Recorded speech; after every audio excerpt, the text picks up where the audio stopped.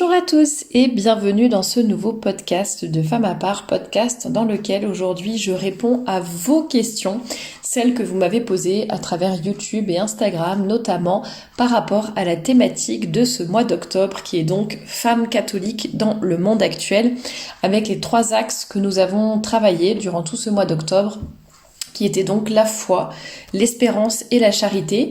Je vous invite vraiment à regarder en barre d'infos parce que, notamment pour regarder le lien du compte Instagram de Femme à part, mais aussi le lien pour vous abonner à la newsletter que j'envoie gratuitement tous les dimanches et le lien vers le blog également, femmeapart.com, parce que finalement, quand il y a cette thématique mensuelle, je la décline donc avec les 3 axes que je vous ai mentionnés, mais je la décline sur les différentes plateformes sur lesquelles je peux vous parler, et notamment donc YouTube sur laquelle vous êtes actuellement, mais aussi à travers la newsletter. Donc il y a vraiment à la fois un récap de la semaine et en même temps du contenu exclusif autour de la nouvelle thématique notamment, des articles sur le blog pour compléter également.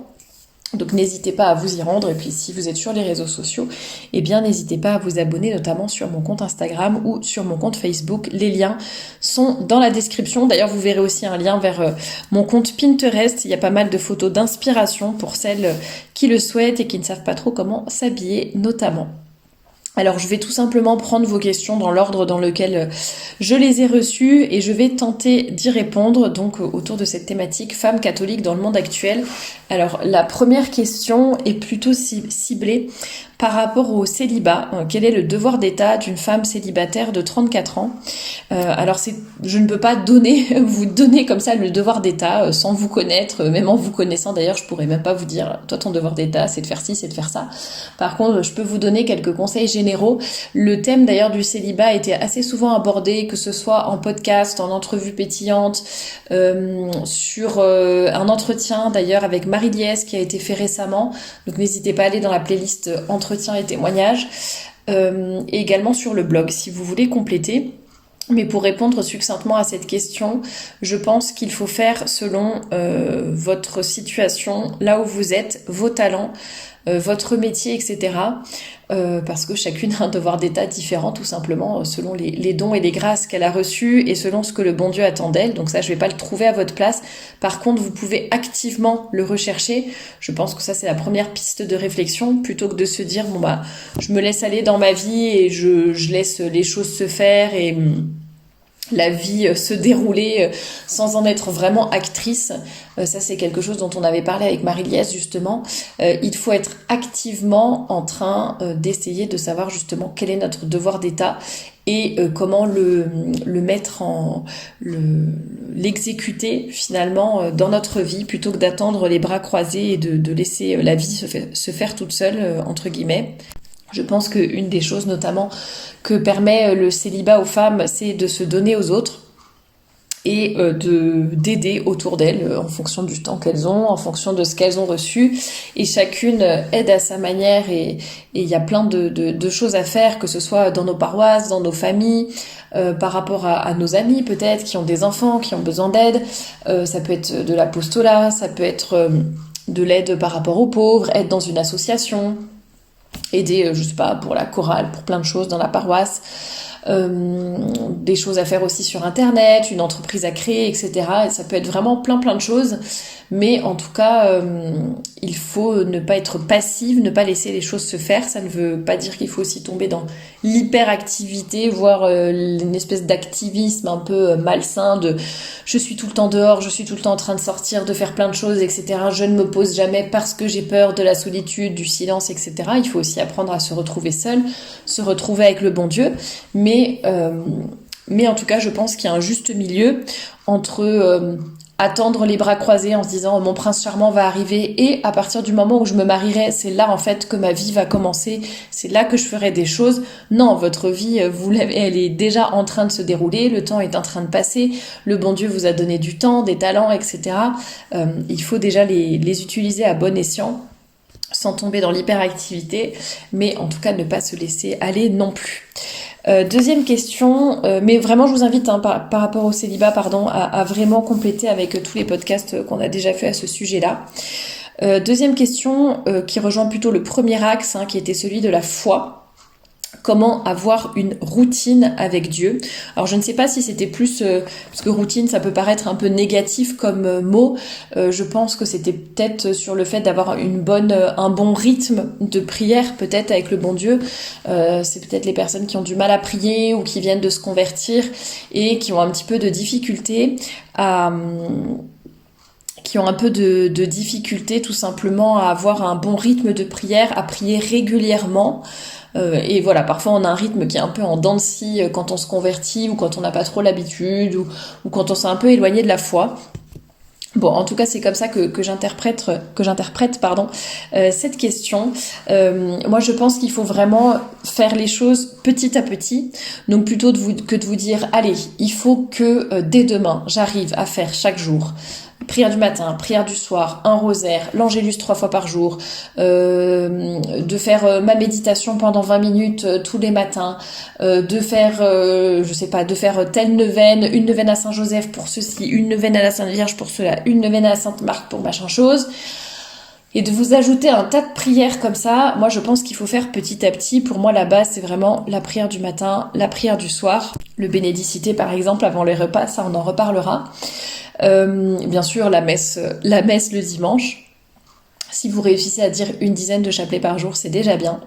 Et ensuite, une fois qu'on a vraiment cette base et qu'on arrive à le faire naturellement, volontiers, que c'est devenu presque un automatisme, justement une routine, etc. Là, on peut commencer à ajouter des petites choses. Et si vous avez peur d'oublier, par exemple, vous avez envie de réciter votre Angélus, donc 3 fois par jour, mais vous avez peur d'oublier, vous êtes prise un petit peu dans vos activités, c'est difficile de s'en souvenir, etc. Bon, parfois on a de la chance, on est près d'une église, les cloches sonnent et ça nous rappelle de faire notre Angélus. Mais avant que ça devienne un automatisme, vous pouvez par exemple vous mettre des rappels dans votre téléphone. Moi je sais qu'à une époque je me mettais des alarmes parce que sinon je voyais pas vraiment le temps passer, je ne voyais pas les heures et j'oubliais de faire mon Angélus à l'heure dite. Bon, en règle générale, je sais pas si c'est ça si c'est justement une règle ou pas, mais moi je le dis généralement à 7h, à midi et à 19h. Et en général, maintenant justement, au début je mettais des alarmes pour y penser, et puis quand l'alarme sonnait, je disais mon Angélus. Après maintenant c'est devenu un automatisme. Déjà je me lève à 7h, donc c'est facile, je dis mon Angélus quand je me réveille, celui du matin. Et généralement quand je vois midi passer, ou au pire midi moins 5 ou midi 5, mais quand je vois cet horaire-là, je sais que c'est l'heure de l'Angélus, enfin je le fais tout de suite et voilà. Et 19h pareil aussi, quand je vois 19h ou un peu avant ou un peu après, bon, mon cerveau se souvient qu'il faut faire l'Angélus et après justement, ça devient un automatisme. Et pour vous aider, pourquoi pas, vous pouvez vous mettre des rappels et donc voilà, commencer petit à petit, vous mettre des rappels si besoin. Pourquoi pas le faire en même temps qu'une amie, ou si par exemple vous avez le temps de dire votre chapelet mais c'est un peu difficile pour vous, vous n'y arrivez pas, vous n'arrivez pas à vous concentrer ou vous ne pensez pas à le faire. Pareil, vous pouvez vous faire un rappel ou sinon vous pouvez décider de le faire avec une amie. Ça peut toujours aider. Et pour certaines choses, on peut aussi se retrouver dans une église. Quand vous passez devant une église, parfois c'est un petit peu plus facile de se dire allez, je vais faire 5 minutes d'oraison devant le Saint-Sacrement. Ça m'aide d'être dans un lieu sacré, dans un lieu saint. C'est la bonne ambiance, entre guillemets, la bonne atmosphère. C'est propice au recueillement. Je sais pas, en plus si c'est une belle église, qu'il y a des beaux vitraux ou quelqu'un qui joue de l'orgue ou peu importe, ça peut aider aussi à bien prier et à penser au bon Dieu et à la beauté, à l'amour du bon Dieu, etc. Donc vraiment à voir comme ça aussi. Donc mon conseil c'est vraiment principalement de mettre les choses en place petit à petit et de vous aider de petites astuces, que ce soit les alarmes sur le téléphone, visiter une église, prendre des rendez-vous avec une amie, ne serait-ce que soit par téléphone ou même sans se le dire, mais hop, tous les jours à 10h du matin, hop, vous récitez le chapelet ensemble, pas forcément ensemble au téléphone, ou ni ensemble physiquement, enfin tant mieux si vous pouvez, mais sinon c'est juste se faire un petit message et se dire c'est bon, t'es prête, allez hop, on commence. Puis après chacune le fait de son côté, mais hop, ce petit rendez-vous ça peut motiver aussi. Voilà pour ce que je pouvais vous dire par rapport à cette question-là. Autre question, comment ne pas paraître coincé en tant que catholique? Alors ça c'était ma grande frayeur quand j'étais ado ou jeune adulte, c'était de paraître coincé, qu'on devine que j'étais catholique. juste en me voyant ou en voyant mes vêtements, etc. J'avais pas envie d'être moquée justement pour mes vêtements ou autres. Et pour moi, c'est aussi une question de beauté, d'apostolat, etc. Je pense qu'il est vraiment important de donner envie, pas forcément dans un sens moderne, voire moderniste, un peu comme font les jeunes ou certaines parties d'église aujourd'hui ou des prêtres de vouloir vendre ou survendre même. Voilà, un peu trop, faire un peu trop de marketing pour l'église, pour le bon Dieu, etc. Quand je dis qu'il faut vendre ça, c'est pas dans ce sens que je trouve très négatif, mais c'est dans un sens d'apostolat. C'est-à-dire, il est important que un catholique soit en train de sourire, qu'un catholique soit vraiment plus charitable que les autres, fasse vraiment attention à son langage, à sa façon de s'habiller, à sa façon de traiter les autres, etc. Il faut qu'on puisse voir la différence entre vous et entre quelqu'un qui n'est pas catholique, tout simplement, non pas par orgueil, non pas pour se démarquer, mais tout simplement parce qu'un catholique doit évidemment agir en tant que catholique, et dans une société complètement athée qui n'a plus aucun repère. Enfin, j'espère pour vous que vous allez sortir du lot, parce que sinon ça voudrait dire au contraire que vous ressemblez trop au monde et que vous ne vivez pas selon les valeurs catholiques. Et comment ne pas paraître coincé. Alors si c'est d'un point de vue vestimentaire, ça je pense qu'il y a déjà suffisamment de ressources sur le blog, etc. Pour moi, c'est vraiment s'habiller de façon moderne, être mignonne, être jolie, que nos vêtements aillent à notre silhouette, que les couleurs nous fassent rayonner vraiment, que ça soit adapté aussi à notre personnalité, à notre style, à nos activités, mais ça on en parlera plus en détail également le mois prochain. Bon, je pense que si on suit tous ces critères-là, il n'y a aucune raison de paraître coincé. Et si c'est d'un point de vue plus, j'ai peur qu'on prenne pour une fille coincée parce que je dis n'importe quoi, hein, je me drogue pas, je bois pas d'alcool à outrance, je n'accepte pas certaines activités, je ne ris pas aux blagues graveleuses, etc. Et bien ça, je pense que si d'un autre côté, oui, ça peut être dur sur le coup et vous pouvez être peut-être regardé de travers ou mise un petit peu à part parce que bon, vous aurez fait les gros yeux lorsqu'il y avait une blague salace qui a été dite, parce que quelqu'un a essayé de vous entraîner dans de mauvaises activités ou dans des mauvais lieux et vous avez refusé. Ah, toi, tu fais toujours la prude. Ah, toi, t'es vraiment coincé.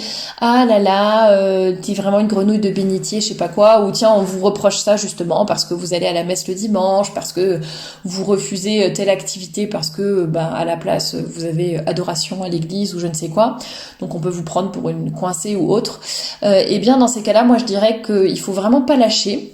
Faut vraiment pas se dire, pour leur faire plaisir, pour pas être coincé, je vais aller en boîte de nuit, je vais boire 3 cocktails d'affilée, je vais abandonner la messe le dimanche pour aller faire un escape game avec tout le monde. Bon, c'est vraiment des exemples, hein. Moi, je dis, il faut garder le cap, ne pas céder sur ces choses-là.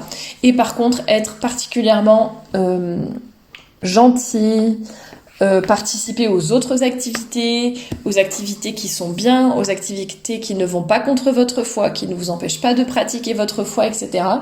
Et je dirais que si vous êtes bien, je vais dire incluse, c'est pas du tout ça le mot que je cherche, si vous êtes bien intégré, pardon, voilà, si vous êtes bien intégré dans votre cercle d'amis, de collègues, etc., pour tout le reste, en fait, eh bien, ils verront bien que vous êtes sympathique, que vous rigolez, que vous savez vous amuser, que si c'est pour aller faire un bowling, pourquoi pas, que si c'est soirée jeux de société, que les conversations, même les blagues, etc., que tant que c'est pas lourd ou graveleux, eh bien, vous riez volontiers, que vous n'êtes pas tout le temps là comme ça, à vous tenir droite, à ne pas rire, à ne pas participer aux conversations. Non, un chrétien, ça doit être triste, un chrétien, ça doit faire la tête. Non, pas du tout. Forcément, si vous êtes comme ça tout le temps, ça ne va pas leur donner envie. Ils auront peut-être raison de dire que vous êtes coincé.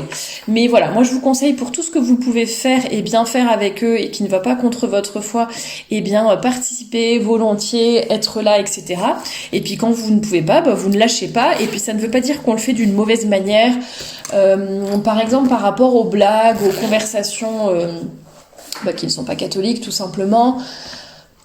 Il y a manière et manière de faire. Vous pouvez soit vous taire, tout simplement, et parfois le silence est assez éloquent. Vous pouvez partir aussi. Je sais pas, tout le monde est à la cafette en train de dire des choses un peu limites. Vous partez, vous montrez que ça vous intéresse pas.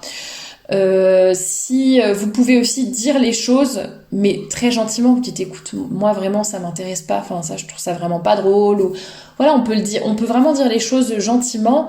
C'est sûr que si c'est pour faire si c'est pour être un peu trop moralisatrice, bien sûr, dans l'absolu, il faut faire la morale, mais il y a manière et manière de faire. Si c'est pour dire, mais tu dis des choses pareilles, mais tu vas aller brûler en enfer, mais c'est une honte, je comprends pas que tu puisses dire ça, ouais, vraiment en étant un peu désagréable et tout, ou condescendante, je suis pas sûre que ça passe. Par contre, expliquer en disant que vous, ça vous dérange, que vous n'acceptez pas ce genre de choses, qu'en plus, allez, quand même, vous êtes pas... on peut aussi faire un peu sur le ton de l'humour, quoi. Ça va, t'as passé l'âge de dire des trucs pareils, quoi. Enfin, bon, voilà, vous savez, il y a toujours une manière de faire, je pense, qui peut être charitable, gentil et montrer le bon exemple sans se compromettre et sans... Voilà, ça veut pas dire qu'on y participe ou qu'on est bienveillante envers ces choses-là, mais...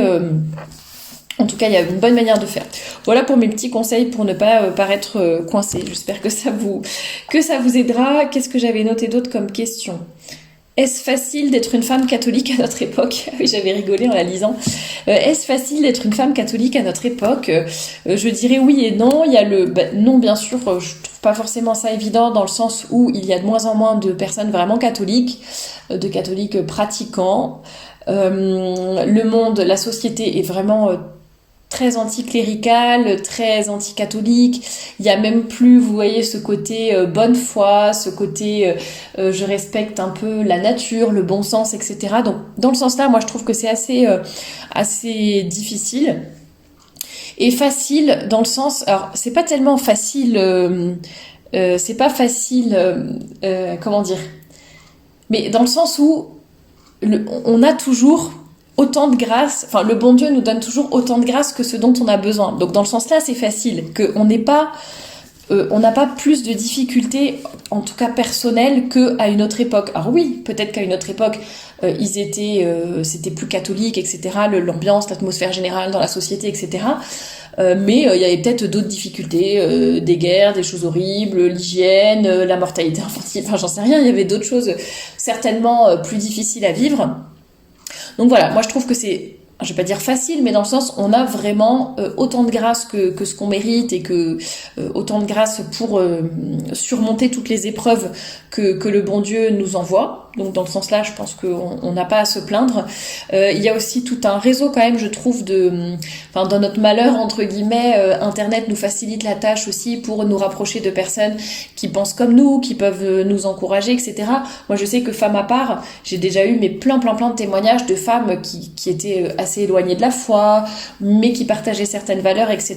et qui me disaient que pour elles, c'était vraiment une révélation et que c'était tellement réconfortant par rapport au fait que dans leur famille, c'était très difficile et personne partageait leurs valeurs et que femme à part, justement, leur offrait cette communauté, cette entraide, ce soutien, ce désir de continuer, de s'accrocher malgré tout.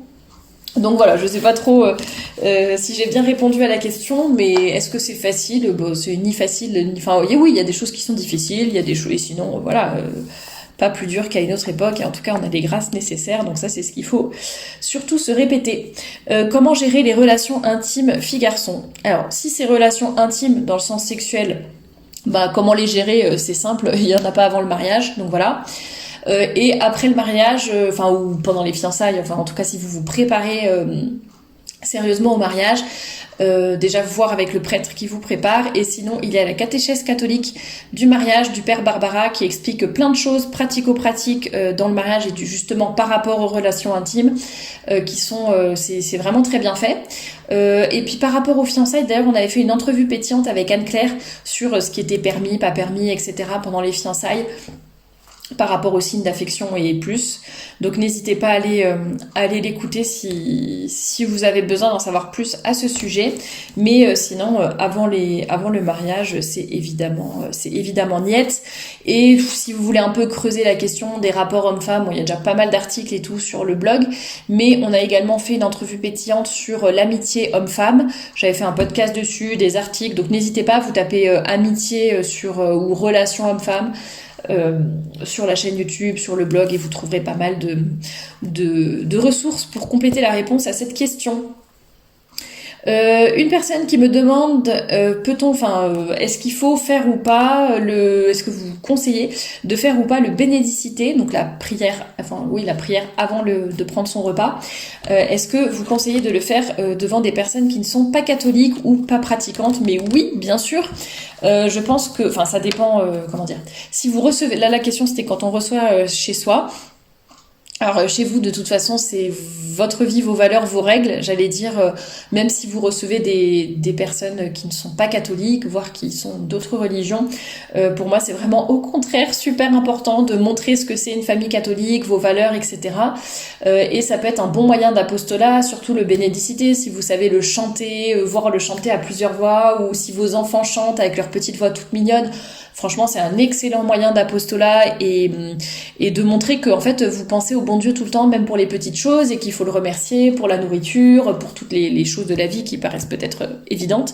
Mais au contraire, moi je trouve ça vraiment... comment dire, normalement le bénédicité, tout catholique doit le faire, donc c'est pas parce qu'il y a quelqu'un qui vient chez vous que vous n'allez plus le faire. Et pour tout ce qui est prière du soir, etc., par exemple, imaginez vous recevez des amis chez vous et... à dormir quoi, pourquoi pas continuer de faire, si vous avez l'habitude de faire la prière du soir en famille. Nous, je sais que c'est ce qu'on fait, on propose en fait, et il suffit de dire, on va dire la prière, si tu veux la faire avec nous, et souvent les gens, alors soit vraiment ils en ont rien à faire, ils viennent pas et pas de souci, soit ça les intrigue, au moins ils veulent voir comment on fait, ou ça leur fait plaisir en fait de voir aussi, je pense, ce moment, certes de prière, mais c'est aussi un moment un peu de cohésion familiale, c'est un moment tellement intime, tellement beau, et de voir tout le monde qui s'agenouille devant un petit coin prière avec une bougie allumée, vous voyez, ça peut vraiment... ça peut faire changer les cœurs, donc c'est très très important. Et pour le bénédicité, j'élargis un petit peu la question, mais le bénédicité par exemple, quand vous êtes au bureau, au restaurant, etc., avec d'autres personnes, si vous pouvez le faire, moi je trouve ça très bien, de pouvoir faire de l'apostolat comme ça aussi, tout simplement. Puis peut-être que les gens vous poseront des questions, mais ils s'habitueront aussi. Moi je sais qu'au bureau pendant toute une période, à la cantine, voilà, je faisais mon signe de croix. C'était pas toujours facile, j'avoue, moi j'ai un peu du mal avec ces choses-là, mais je me disais que bon, c'était bien de le faire, donc pourquoi pas, si vous avez le courage de le faire, ça peut se faire aussi, et vous n'allez pas vous faire regarder de travers à cause de ça, ne vous inquiétez pas. Dernière question pour aujourd'hui par rapport à cette thématique. J'ai vraiment écrit ça très très mal, donc j'essaye de me relire. Ah oui, voilà, comment se comporter dans sa famille qui est athée et qu'on aimerait convertir. Ça rejoint un peu des choses que j'ai déjà dites, mais pour moi il y a vraiment l'exemple qui est déjà vraiment très très important. Se comporter de façon exemplaire, être vraiment particulièrement joyeuse, gentille, serviable, etc. Ne pas se laisser marcher sur les pieds ou renier ses valeurs pour autant, parce que je pense que ça peut donner aussi un mauvais exemple. S'ils voient qu'au moindre obstacle ou je ne sais quoi, vous n'allez pas à la messe, vous riez aux blagues mauvaises, etc., je pense que ça leur donnera une mauvaise image et ils se diront qu'en fait votre foi est très hypocrite ou je ne sais quoi. Donc faites attention à ça, être vraiment particulièrement exemplaire. Et puis ça rejoint un peu ce que je disais tout à l'heure aussi, mais par rapport au fait de dire les choses avec charité, voilà, ou vouloir évangéliser, faire de l'apostolat, mais de la bonne manière. Si vous êtes en permanence en train de leur citer la Bible, essayer de les convertir, tu vois, là tu vas à l'encontre du 3e commandement, si tu fais ça, bon, ça c'est peut-être pas la bonne façon. Ça n'empêche pas, si la conversation s'y prête, si la personne pose des questions, bien sûr, faites-le. Mais dans l'absolu, dans le quotidien, je pense pas que ça soit très efficace. Donc, essayez de faire ça avec douceur, de bien trouver vos mots, de profiter de petites occasions pour glisser des mots par-ci par-là. Moi, c'est vraiment répondre aux questions, être exemplaire et ne pas lâcher sur vos valeurs. Et puis si c'est eux qui viennent chez vous, bien sûr, comme j'ai dit, vous faites la prière devant eux, le bénédicité devant eux, vous montrez ce que c'est une famille catholique, joyeuse. Voilà, et surtout entourez-vous, je pense que c'est très important. Bien sûr, si votre foyer est catholique, c'est génial.